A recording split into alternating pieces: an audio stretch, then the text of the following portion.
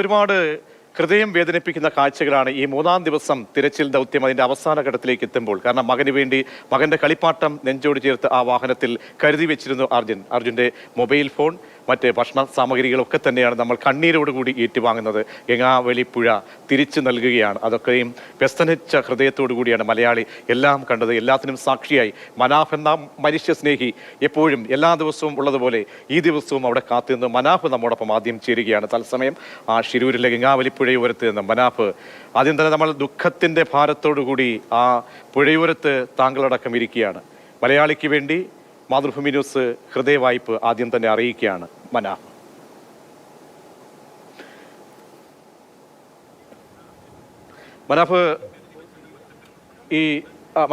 മനാഫ് ഇന്ന് ഇപ്പോൾ ഒരുപാട് നമ്മളെല്ലാവരും കണ്ടു നനഞ്ഞാണ് ആ കാഴ്ചകൾ കണ്ടത്. കാരണം കഴിഞ്ഞ ദിവസമൊക്കെ തന്നെ വാഹനം കരയിലേക്ക് അടുപ്പിക്കുക എന്നുള്ളതായിരുന്നു. അതിനെന്താണ് അതിൻ്റെ ശേഷിപ്പുകൾ എന്നെ സംബന്ധിച്ചോളം നമുക്ക് ഏകദേശം ഒരു ചിന്ത ഉണ്ടായിരുന്നു. അതിനപ്പുറത്തേക്ക് ഒരു പിതാവ്, ഒരു കുഞ്ഞുമകൻ വീട്ടിലുണ്ട്. അങ്ങനെയൊക്കെ ഒരുപാട് സ്വപ്നങ്ങൾ ഉണ്ടായിരുന്ന ഒരാളാണ് ഈ ഭൂമിയിൽ നിന്ന് ഇല്ലാതാകുന്നത് എന്ന് അതിൻ്റെ ശേഷിപ്പുകൾ കാണുമ്പോൾ വല്ലാതെ കരഞ്ഞു പോവുകയാണ്. മനാഫ് കൂടി അവിടെ ഉള്ളപ്പോൾ മനാഫിന് അറിയാവുന്ന അർജുൻ്റെ ഈ ശേഷിപ്പുകൾ കണ്ടപ്പോൾ എന്താണ് തോന്നിയത് മനാഫ്?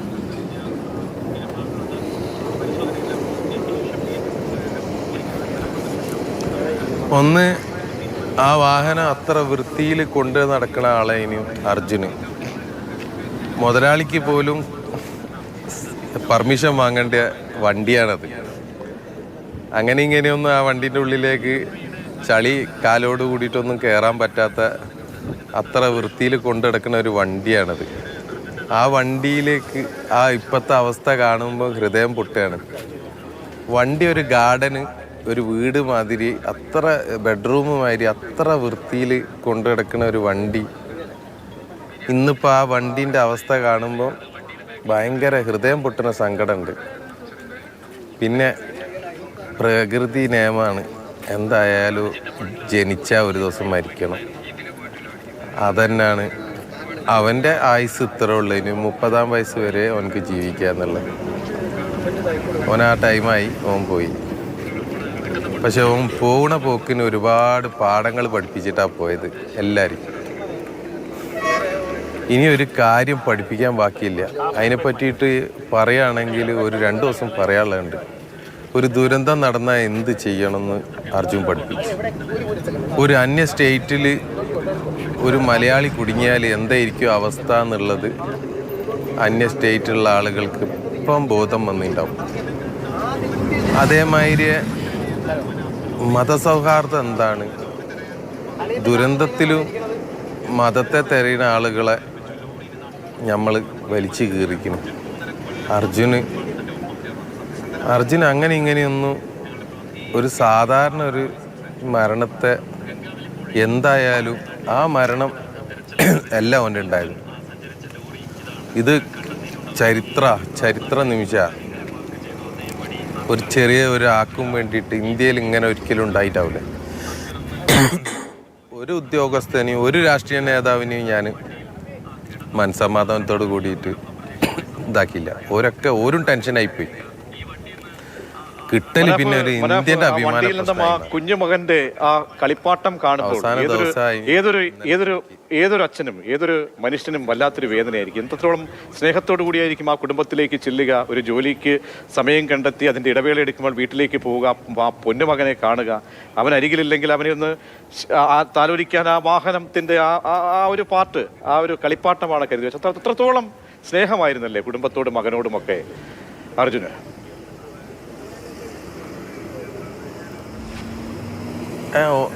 അർജുൻ എന്ന് പറയുന്നത് ഒരു ഫാമിലി മാനാണ്. ജീവിതം മുഴുവൻ കുടുംബത്തിനു വേണ്ടി ജീവിച്ച് മരിച്ച ആളാണ്. ഓനെ ഏച്ചിനെ പഠിപ്പിച്ച് നല്ല ജോലിക്കാരത്തിയാക്കി, അനിയത്തിനെ പഠിപ്പിച്ച് നേഴ്സാക്കി, BSc നേഴ്സിങ്, അനിയനെ പഠിച്ച് ഓൻ BSc ഇലക്ട്രോണിക്സ്. ഓൻ ഡ്രൈവറായിട്ടാണ് ഈ പണികളൊക്കെ എടുത്തത്. ചെറിയ പ്രായത്തിൽ തന്നെ കുടുംബത്തിൻ്റെ ഭാരം മുഴുവൻ അവൻ്റെ ചുമല്ലേ. കഴിഞ്ഞ ലാസ്റ്റ് പ്രാവശ്യം പറഞ്ഞതാണ്, അനിയത്തിൻ്റെ കല്യാണം നിശ്ചയം കഴിഞ്ഞ് അതിനായിട്ട് ലീവ് ഒരുപാട് ടൈം മുന്നേ ചോദിച്ച് വെച്ചതാണ്. അത് കഴിഞ്ഞ് രണ്ടാമത് കയറുമ്പോൾ ഓൻ പറഞ്ഞതാണ് ഇനി ഞാൻ ഓളെ കല്യാണത്തിന് ഒരു ലോങ് ലീവ് എടുക്കും. അത് കുറച്ച് നേരത്തെ എടുത്ത് അത്രേ ഉള്ളൂ. മനാഫ്, ഈ കഴിഞ്ഞ 72 ദിവസവും ഇടവേളകൾ ഒരുപാട് പ്രതിസന്ധികളുടെ ഒരുപാട് നിമിഷങ്ങൾ കടന്നു പോയതാണ്. ഭരണകൂടമായിട്ടുള്ള ആ ഏറ്റുമുട്ടൽ, ഒരു പക്ഷേ ആ ഏറ്റുമുട്ടലല്ല, നമ്മുടെ ഒരു ആവശ്യം ആ സ്റ്റേറ്റിൽ അവരുടേതായ ചില നിഷ്ഠകൾ ഉണ്ടായിരുന്നു, ചില പിടിവാശികളൊക്കെ ജില്ലാ ഭരണകൂടമായാലും പോലീസിന്റെ ഭാഗത്തുനിന്നുണ്ടായി. അപ്പോഴൊക്കെ ഒരു പുഞ്ചിരിച്ച മുഖത്തോടു കൂടിയാണ് മനാഫിനെ കാണുന്നത്. നമ്മളൊക്കെ ഫോണിലൊക്കെ വിളിക്കുമ്പോഴും മനാഫിന് അങ്ങനെ ഒരു മറുപടി. അപ്പോൾ ഇങ്ങനെ ഒരു പ്രകൃതക്കാരനാണല്ലേ ഇത്തരത്തിലുള്ള ഈ ആരെങ്കിലും പൊട്ടിത്തെറിച്ചാൽ പോലും അവരോട് പെരുമാറുന്ന ആ സമീപനമൊക്കെ നേരത്തെ ശീലിച്ചതാണല്ലേ മനാഫ്?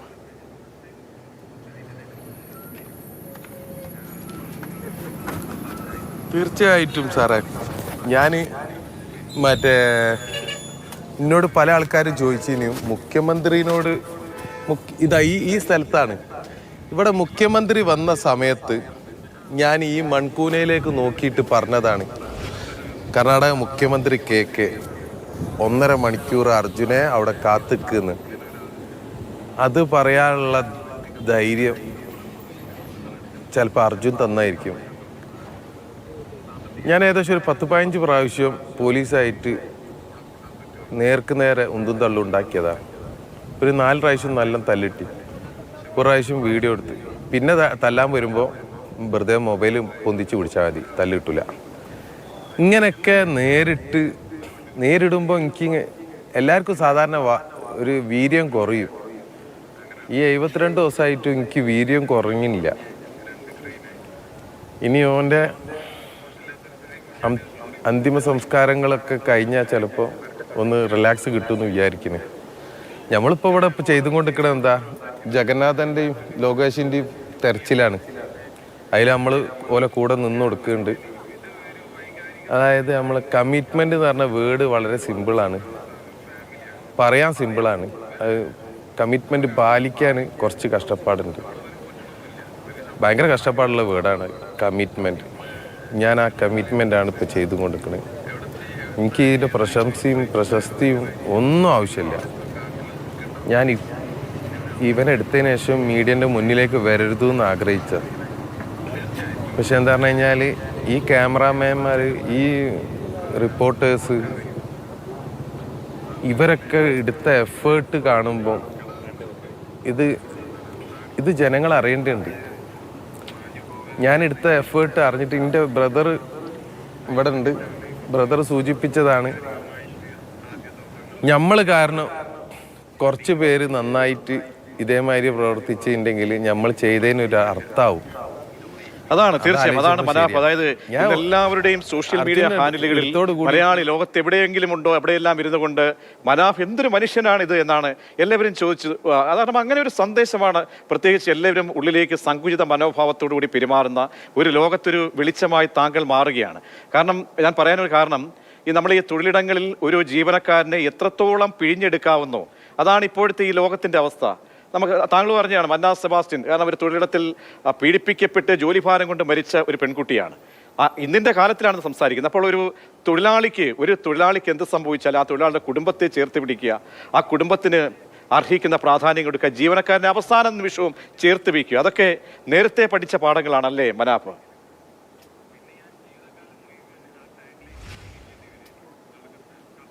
തീർച്ചയായിട്ടും എൻ്റെ കൂടെ ജോലി ചെയ്യുന്ന ആളുകളാരും എന്നെ വിട്ടു പോകാറില്ല. ഞാൻ വളരെ കഷ്ടപ്പെട്ട സമയമാണ് ഇപ്പം അർജുന് ആക്സിഡൻ്റ് ആവുന്നതിൻ്റെ മുന്നേ ഉള്ള സമയം. പല പ്രയാസങ്ങളും സാമ്പത്തികമായിട്ട് ഇന്നെ ചില ആളുകളൊക്കെ പറ്റിച്ച് എൻ്റെ ഏറ്റവും മോശം സമയത്താണ് അർജുന് എനിക്ക് നഷ്ടപ്പെടുന്നത്. എന്നിട്ടാണ് ഈ രംഗത്തേക്ക് ഇറങ്ങുന്നത്. അതായത് ഇനി ഇവിടുന്ന് അങ്ങോട്ട് എന്ത് ചെയ്യണം എന്നറിയാത്തൊരു സമയത്താണ് അർജുൻ എനിക്ക് നഷ്ടപ്പെടുന്നത്. ഇപ്പോഴും എനിക്ക് ബിസിനസ് ഒന്നുമില്ല സത്യത്തിൽ, പക്ഷെ ഞാൻ എൻ്റെ ജോലിക്കാർക്ക് കൃത്യമായി ശമ്പളം കൊടുക്കുന്നുണ്ട്. അവർക്ക് തന്നെ സങ്കടം ഉണ്ടാവും, ജോലി ഒന്നും ഇല്ലാതെ ഇങ്ങനെ ശമ്പളം എന്നുള്ളത്. ഞാൻ പറയും ഒന്നും നോക്കണ്ട, ഇത് കഴിഞ്ഞ് കഴിഞ്ഞാൽ നിങ്ങളെ ഡബിളായിട്ട് ഞാൻ പണിയെടുപ്പിക്കും. ഇപ്പം തൽക്കാലം ആരും പിരിഞ്ഞു പോണ്ട, അതാണ് അതിൻ്റെ ഇത്. പിന്നെ ഇതൊക്കെ ഇതൊക്കെ എന്താ ഞാൻ ചെയ്യേണ്ടതാണ്. ഞാൻ എല്ലാ ചാനലിലും പറഞ്ഞതാണ്. എൻ്റെ കുടുംബം കഞ്ഞി കുടിക്കുന്നത് ഈ തൊഴിലാളികളെ കൊണ്ടാണ്. ഇന്നെ മുതലാളിയാക്കിയത് എൻ്റെ തൊഴിലാളികളാണ്. ഞാൻ അവർക്ക് ശമ്പളം മാത്രമേ കൊടുക്കണുള്ളൂ. എല്ലാ സ്പെഷ്യലായിട്ട് ഒന്നും കൊടുക്കണില്ല. എനിക്ക് കൊടുക്കാനും കഴിയില്ല. പക്ഷെ തിരിച്ചു പോലെ രാവും പകലും ചില സമയത്ത് ഞാൻ വിളിക്കുമ്പോൾ അർജുന് ഏതെങ്കിലും കൊടും കാട്ടിൽ ടയർ പഞ്ചറായിട്ട് നിൽക്കുകയായിരിക്കും. എന്തൊക്കെ പ്രതിസന്ധി തരണം ചെയ്തിട്ടാണ് എൻ്റെ വീട് പോലും പോറ്റുന്നത്. അപ്പം ഇത്രയെങ്കിലും ചെയ്തില്ലെങ്കിൽ എൻ്റെ പേര് മനാഫ് നല്ലതാവണം. അപ്പം ഇതൊക്കെ നടക്കും. ഇനി എന്താണ് മനാഫ് ഭാവി പരിപാടികളൊക്കെ എങ്ങനെയാണ്? കാരണം അർജുൻ്റെ കുടുംബത്തിലും അത്താണി നഷ്ടപ്പെട്ടു. അവരെയും വേർപ്പെടുത്താനാകാത്ത വിധം ഒരു കമ്മിറ്റ്മെൻറ്റ് താങ്കൾക്കായിപ്പോയി. താങ്കളുടെ തൊഴിലാളികളെ പോറ്റണം, താങ്കളുടെ വാഹനം നഷ്ടപ്പെട്ടു. ഇനി ഒരുപാട് കാര്യങ്ങൾ സ്വരുക്കൂട്ടി മുന്നോട്ട് പോകണം. ഭാവി പരിപാടികളൊക്കെ എങ്ങനെയാണ്?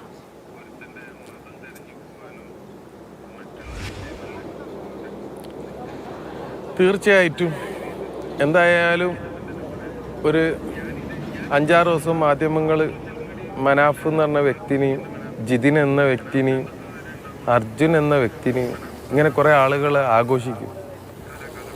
ഇത് കഴിഞ്ഞ് കഴിഞ്ഞാൽ നമ്മൾ ചെയ്ത പ്രവൃത്തി ആരും മറക്കരുത്. നമ്മൾ ഈ മാധ്യമങ്ങളിൽ നിന്ന് മാഞ്ഞു പോകും. പക്ഷേ നമ്മൾ ചെയ്തത് അവിടെ അടയാളപ്പെടുത്തണം. പിന്നെ ഫാമിലി എന്നുള്ള വിഷയം ഒരു മുന്നേ നമ്മളെ ഫാമിലി ആയിരുന്നു. ഇനി ഒരു ഉത്തരവാദിത്വം അർജുനെ നമ്മളെ ഏൽപ്പിച്ചിക്കണ്. ആ ഉത്തരവാദിത്വം കൃത്യമായി ചെയ്യും. എന്തായാലും ഗംഗാവലിപ്പുഴയിൽ അർജുനെ ഇടൂല, ആ കണ്ണാടിക്കല് ഓരോ ഫാമിലിന് ഇടൂല. അവസാനമായി സതീഷ് കൃഷ്ണശ്രീയിൽ ഒരുപാട് നല്ല പിന്തുണ നൽകിയ ആളുകളെയൊക്കെ എങ്ങനെയാണ് ഇപ്പോൾ ഓർക്കുന്നത്? അവസാനമായി താങ്കൾക്ക് തിരക്കുണ്ടെന്നറിയാം, മറ്റൊരു ചാനൽ കമ്മിറ്റി ചെയ്തു പോയെന്നും അറിയാം. ഈ അവസാന നിമിഷം അവിടെ നന്ദി പറയാൻ ഒരുപാട് ആളുകളുണ്ട്. നമ്മളെ ഓടിയെത്തിയ എനിക്ക് താങ്ങും താണാനായിട്ട് തന്ന അഷ്റഫ് എം എൽ എ അങ്ങോട്ട് പറഞ്ഞയച്ച പാണക്കാട് മുനവറയിൽ തങ്ങൾ, പിന്നെ നമ്മളെ MP രാഘവേട്ടന് എൻ്റെ മണ്ഡലത്തിലെ MP ആണ്, അർജുൻ്റെ മണ്ഡലത്തിലെ MP ആണ്. പിന്നെ തോട്ടത്തിൽ രവീന്ദ്രൻ സാറ്, കേരളത്തിൻ്റെ മുഖ്യമന്ത്രി, പ്രതിപക്ഷ നേതാവ് VD സതീശൻ സാറ്, പിന്നെ അതിനേക്കാളും മെനക്കെട്ട 2 വ്യക്തികളാണ്. ഒന്ന് മന്ത്രി റിയാസ്, അതേമാതിരി തന്നെ KC വേണുഗോപാൽ സാറ്. വേണുഗോപാൽ സാറിൻ്റെ ഒക്കെ പവർ സത്യത്തിൽ ഉപയോഗപ്പെടുത്തിയ ഒരു സംഭവമാണിത്. എൻ്റെ ഭാഷയിൽ പറയുകയാണെങ്കിൽ താടിയുള്ള പാപ്പനെ പേടിയുള്ള ആൾക്കാർക്ക് മൂപ്പരൊന്ന് ഇറങ്ങിയപ്പോൾ കാര്യങ്ങളൊക്കെ റെഡിയായി. ഇങ്ങനെ എല്ലാ നേതാക്കന്മാരും അതിൻ്റെ കൂട്ടത്തിൽ തന്നെ കർണാടകയിലെ MLA ഇപ്പം സതീശയിൽ, കർണാടക ഗവൺമെൻറ്, കർണാടക ജനങ്ങൾ ഞാൻ ഏറ്റവും കൂടുതൽ മലയാളം ചാനലിനെക്കാട്ടിയും കൂടുതൽ സംസാരിച്ചത് കന്നഡ ചാനലിലാണ്. ഇന്ന് എനിക്ക് കുറച്ചും കൂടി പവർഫുൾ വേർഡ് കിട്ടുക കന്നഡയിലാണ്. ഇന്ന് ഞാൻ പറയുന്ന ഓരോ വേർഡും ഇവിടെ വൈറലാണ്. ഇവിടെ ഇതൊന്നും സംസാരിക്കില്ല. ഇനി ഞാൻ തന്നെ അത്ഭുതപ്പെട്ടു. നമ്മളെ രാജ്യം സ്വതന്ത്രമായിട്ട് ഇത്രയും കൊല്ലം നമ്മൾ 75 കൊല്ലം കടന്നു കഴിഞ്ഞിട്ടും ഇനിയും ഒരുപാട് മാറ്റം വരാണ്ട് എന്നുള്ളത്, ഇവിടേക്കൊക്കെ ഒരുപാട് മാറ്റം വരാണ്ട്. നമുക്ക് നമ്മളെ നാട്ടിലെ മന്ത്രിമാരെ തോളിൽ കൈയിടാം, നമ്മളെ MLA മാരെ തോളിൽ കൈയിടാം. ഇവിടെ തൊട്ടടുത്ത് നിൽക്കാൻ പോലും പറ്റാത്തത് നമ്മളതൊക്കെ മാറ്റിക്കൊടുത്തു. കേരളത്തിൽ ജനിക്കണമെന്നാണ് ഇവിടെയുള്ള കർണാടകക്കാർ പറയണത്. കേരളത്തിൽ ജനിച്ചവന് ഭാഗ്യവാനാണെന്നാണ് പറയുന്നത്. പക്ഷെ അതിൻ്റെ ഇടയിൽ കുറേ പുഴുക്കുത്തുകളുണ്ട്. ഓലം കൂടി ഒന്ന് വൃത്തിയാക്കി എടുത്താൽ കേരളം ഗോഡ്സ് ഓൺ കൺട്രി തന്നെയാണ്, ഒരു സംശയമില്ല. ശരി. അതാണ് മനാഫ് അങ്ങയുടെ മനസ്സിലെ നല്ല മനസ്സ്, മനുഷ്യ സ്നേഹം, അത് പുതു സന്ദേശമായി, പുതു വെളിച്ചമായി ഈ കാലഘട്ടത്തിനും അത് അറിയാനും പകരാനും കഴിയട്ടെ. അങ്ങനെ മുന്നോട്ട് പോകട്ടെ. സർവേശൻ എല്ലാ കരുത്തും ആത്മവിശ്വാസം പകരട്ടെ. കുടുംബത്തിനും എല്ലാവർക്കും മാതൃഭൂമി ന്യൂസിന്റെ കൃതജ്ഞത രേഖപ്പെടുത്തുകയാണ് മനാഫ്.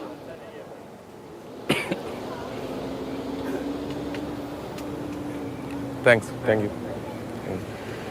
നമ്മോടൊപ്പം അയൽവാസി അർജുൻ്റെ വീടിന് തൊട്ട് അടുത്തുള്ള വ്യക്തി കൂടി നമ്മോടൊപ്പം ചേരുന്നുണ്ട്.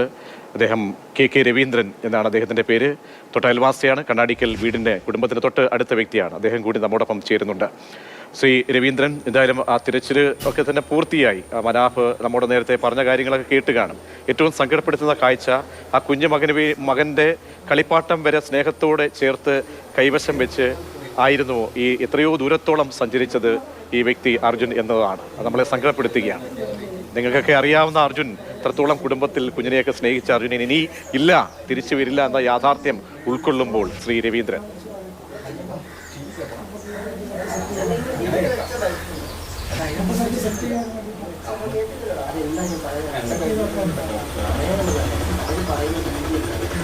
രവീന്ദ്രൻ,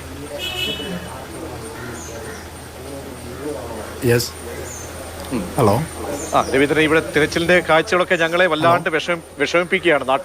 മലയാളികളെ മുഴുവൻ കണ്ണീരണിയിക്കുന്ന കാഴ്ചകളാണ് അവിടെ നിന്നും വരുന്നത്. ആ വാഹനം പുറത്തേക്ക് എടുക്കുമ്പോൾ, വാഹനത്തിലുള്ള വസ്തുക്കളൊക്കെ അർജുൻ്റെ എടുക്കുമ്പോൾ നമുക്കൊക്കെ കണ്ണ് നിറയുകയാണ്.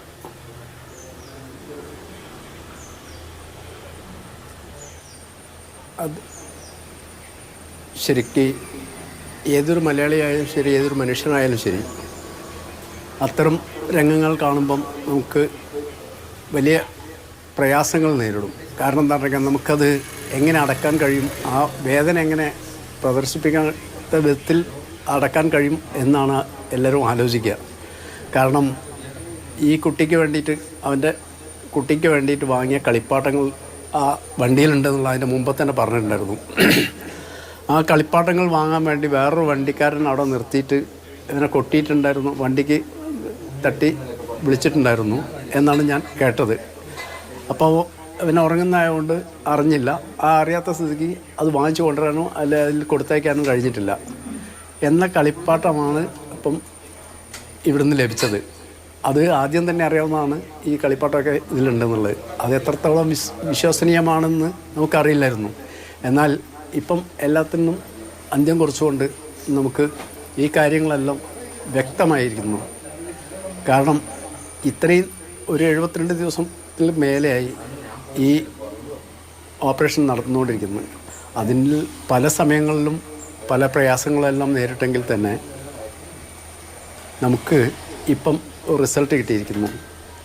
അർജുനനെ നമുക്ക് ജീവനോടെ കിട്ടില്ല എന്നുള്ള ഒരു സമയം കഴിഞ്ഞപ്പോൾ നമുക്ക് ഏതായാലും മനസ്സിലായത്. അത് അംഗീകരിക്കാൻ നമ്മൾ വീട്ടുകാരടക്കം അത് അംഗീകരിക്കാനും തയ്യാറായി കഴിഞ്ഞു. കാരണം മാനസികമായിട്ട് അങ്ങനെ അതിലേക്ക് എത്തിച്ചേർന്നു. എന്നാൽ പോലും നമുക്കിപ്പം ഒരു മനുഷ്യനെ സംബന്ധിച്ചിടത്തോളം, അല്ലെങ്കിൽ അവരെ കുടുംബത്തിനെ സംബന്ധിച്ചിടത്തോളം, അല്ലെങ്കിൽ അവരെ ബാക്കിയുള്ള ബന്ധുക്കളെ സംബന്ധിച്ചിടത്തോളം ഒരാളുടെ അന്ത്യകർമ്മങ്ങൾ ചെയ്യാമെന്നുള്ളത് ഏറ്റവും വലിയൊരു കാര്യമാണ്. കാരണം വിശ്വാസ ജനതയാണെങ്കിൽ, അല്ലെങ്കിൽ നമ്മൾ ഇങ്ങനെയുള്ള അനുഷ്ഠാനങ്ങൾ നമ്മൾ പിന്തുടരുന്നതാണെങ്കിൽ അങ്ങനെ ഉണ്ടാകുന്ന സമയത്ത് നമുക്ക് മനസ്സിന് ഒരുപാട് പ്രയാസങ്ങൾ മാറിക്കിട്ടും. അപ്പോൾ അതിലേക്കാണ് നമ്മൾ എത്തുന്നത്. കാരണം നാളെ അല്ലെങ്കിൽ അടുത്ത ദിവസങ്ങളിൽ നമ്മൾ അവൻ്റെ അന്ത്യകർമ്മങ്ങൾ ചെയ്യുന്നതോടുകൂടി ഒരുവിധം പ്രയാസങ്ങളെല്ലാം എല്ലാ വീടുകളിലും. കാരണം ഈ സംഭവം ഉണ്ടായി ജൂലൈ 16-ാം തീയതി. ഈ സംഭവത്തിന് ശേഷം നമ്മൾ സമാനതകളില്ലാത്ത ഒരു ദൗത്യമാണ് കണ്ടത്. കാരണം ഇന്ത്യയിൽ ഇത് ഒരു ചരിത്രത്തിന്റെ നാഴികക്കല്ലിൽ ഈ ദൗത്യം അടയാളപ്പെടുത്തേണ്ടതാണ്. കാരണം 2 സംസ്ഥാനങ്ങൾ എന്തെല്ലാം പ്രതിസന്ധികൾ വന്നു. അവിടെ ഒരുപാട് പേരെ നമ്മൾ കടപ്പെട്ടവരാണ്. ഒരുപാട് ജനതയോട് നമ്മൾക്ക് ഭാഷ ദേശ വ്യത്യാസമില്ലാതെ സംസ്കാരങ്ങൾക്ക് പലതായിരിക്കാം എങ്കിൽ അവരോടൊക്കെ നമ്മൾ കടപ്പെടേണ്ട ഒരുപാട് പേരുണ്ട്. അങ്ങനെ ഉള്ള ആ അർജുൻ എല്ലാവരുടെയും വീടുകളിൽ ഒരു അംഗത്തെ പോലെയാണ് നമ്മളുടെ ഉള്ളിലേക്ക് എത്തുന്നത്. അർജുനും അങ്ങനെയായിരുന്നു. മനുഷ്യ അയൽവാസികളോടും അല്ലെങ്കിൽ നാട്ടുകാരോടും ഒക്കെ തന്നെ ഒരു പക്ഷേ പ്രകടിപ്പിച്ച ആ ഒരു സ്നേഹം അർജുൻ ഇത് ഇല്ലാത്തപ്പോൾ നമ്മളൊക്കെ തിരിച്ചു നൽകുന്നു എന്ന് വേണമെങ്കിൽ ഒരർത്ഥത്തിൽ പറയാമല്ലേ, നന്മ ചെയ്തവനായതുകൊണ്ടുകൂടി.